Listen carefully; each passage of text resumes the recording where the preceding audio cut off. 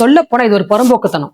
நாம ஜெண்டர் ஈக்குவாலிட்டியை பத்தி பேசும்போது ஆணாதிக்க மனநிலையில இருக்கவங்க இல்ல புரியாத பைத்தியக்காரங்க சொல்றது என்னன்னா, ஆணும் பெண்ணும் ஒண்ணுதானே, அந்த காலம் மாதிரி இல்ல, இப்ப எல்லாமே மாறிடுச்சு, பெண்கள் தான் முதல்ல நிக்கிறாங்க, பெண்களுக்கு எல்லா சுதந்திரமும் கிடைச்சிருச்சு.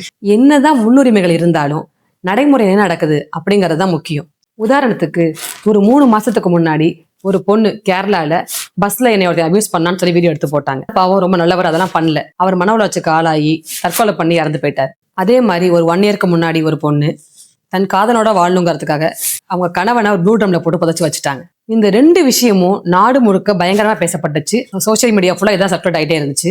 லாஸ்ட் இயர்ல பெண்கள் அவங்க பார்ட்னரை நம்பி அவங்க பார்ட்னருக்காக பண்ண பிரைவேட்டான வீடியோவை லீக் ஆனதுல இறந்து போன பெண்களோட எண்ணிக்கை 15. இது பதிவானது மட்டும். எத்தனையோ பொண்ணுங்க டொமஸ்டிக் வயலன்ஸ்னால பயங்கரமா துன்புறுத்தப்படுறாங்க. இந்திய அலைதான் ரெக்கார்ட் பண்ணாங்கன்னா 1000க்கு மேல போகும். இந்த 2 ஆண்களுக்கு நடந்தது எவ்வளவோ தப்போ அதே அளவுக்கு தப்பு தான் அந்த 1000 பெண்களுக்கு நடக்கிறது. அதையே நம்ம இவ்வளவுதான் பேச மாட்டேங்கிறோம். ஒரு சென்சிட்டிவான விஷயத்த காமெடியா இந்த மாதிரி டைலூட் பண்றதை விட மடத்தனமான விஷயம் எதுவுமே கிடையாது. சொல்ல போனா இது ஒரு புறம்போக்குத்தனம்.